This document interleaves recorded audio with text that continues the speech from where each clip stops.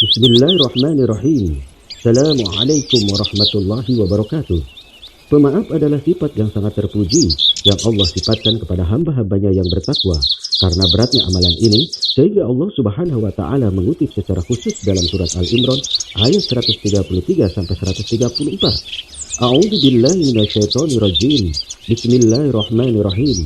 Wasari'u ila magfiratin min rabbikum wa jannatin arduhas samawati wal ardh u'iddat lil muttaqin allazina yunfiquna fis sarra'i wad dharra'i wal kadhibina al ghaidha wal 'afina 'anil nas wallahu yuhibbul muhsinin. Dan bersegeralah kamu kepada ampunan dari Tuhanmu dan kepada surga yang luasnya seluas langit dan bumi yang disediakan untuk orang-orang yang bertakwa, yaitu orang-orang yang menafkahkan hartanya baik di waktu lapang maupun sempit, dan orang-orang yang menahan amarahnya dan memaafkan kesalahan orang. Allah menyukai orang-orang yang berbuat kebajikan. Sudah jama dalam kehidupan kita, meminta maaf dan memaafkan adalah pekerjaan yang maha berat. Meski sudah menyadari kesalahan, namun meminta maaf kepada mereka yang telah dizolimi dan disakiti bukan perkara yang mudah. Ada semacam ego atau gengsi yang mencegah seseorang untuk mengatakan, aku minta maaf, aku telah bersalah. Terkadang orang lebih suka melakukan apapun yang lebih sulit daripada meminta maaf. Dan ini merupakan salah satu bentuk kesombongan. Karena ia merasa sedemikian mulia sehingga malu dan tidak bersedia untuk meminta maaf. Sebaliknya, meski bisa menahan sakit akibat kezaliman orang, memberi maaf juga bukan perkara yang mudah. Ada semacam rasa sakit yang tergores yang seakan-akan tidak bisa lepas dari ingatan dan akan senantiasa membekas. Padahal Islam mengajarkan kepada kita untuk menjadi pribadi yang berlapang dada dan pemaaf, sebagaimana yang pernah disinggung oleh Rasulullah SAW bahwa manusia adalah tempat salah dan dosa. Memberi maaf orang atas kesalahan yang mungkin tidak disengaja termasuk keutamaan tersendiri bagi orang yang tersakiti. Rasulullah SAW bersabda, "Salatun uqsimu alaihinna ma naqasat sadaqatun min malin wa ma zadallahu 'abdan bi'afwin illa 'izzan wa ma tawadda'a ahadun lillahi illa rafa'ahu Allah." Ada 3 golongan yang berani bersumpah untuknya.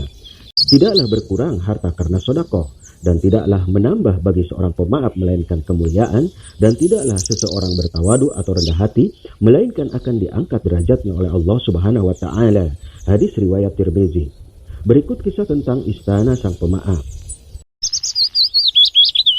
Pada suatu hari Rasulullah SAW sedang berkumpul dengan para sahabatnya. Di tengah perbincangan dengan para sahabat, tiba-tiba Rasulullah SAW tertawa ringan sampai terlihat gigi depannya. Umar radhiyallahu an yang berada di situ bertanya, "Apa yang membuatmu tertawa wahai Rasulullah?" Rasulullah SAW menjawab, "Aku diberitahu malaikat bahwa pada hari kiamat nanti ada 2 orang yang duduk bersimpuh sambil menundukkan kepala di hadapan Allah Subhanahu wa taala.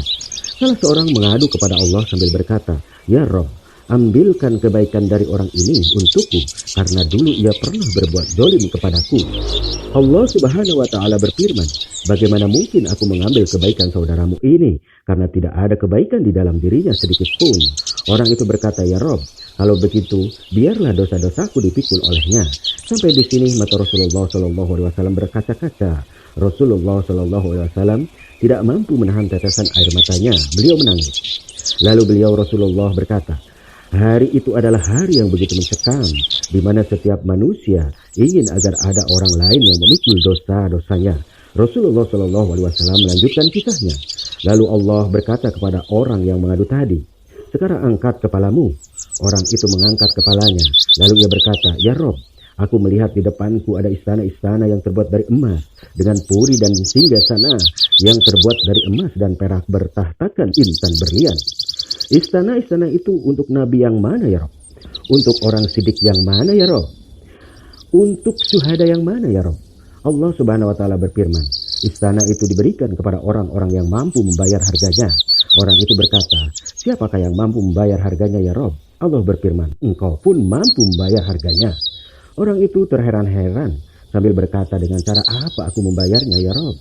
Allah berfirman, 'Caranya engkau memaafkan saudaramu yang duduk di sebelahmu, yang kau adukan kezalimannya kepadaku.' Orang itu berkata, 'Ya Rob, kini aku memaafkannya.' Allah berfirman, 'Kalau begitu, gandeng tangan saudaramu itu dan ajak ia masuk surga bersamamu. Setelah menceritakan kisah itu, Rasulullah Shallallahu Alaihi Wasallam bersabda, bertawakallah kalian kepada Allah dan hendaknya kalian saling berdamai dan memaafkan. Sesungguhnya Allah mendamaikan persoalan yang terjadi di antara kaum muslimin. Kisah di atas terdapat dalam hadis yang diriwayatkan oleh Imam Al-Hakim dengan sanad yang sahih. Demikianlah kisah Islami tentang istana sang pemaaf. Wallahu a'lam bishawab. Semoga bermanfaat. Wabillahi taufiq wal hidayah. Walafu minkum. Wassalamualaikum warahmatullahi wabarakatuh.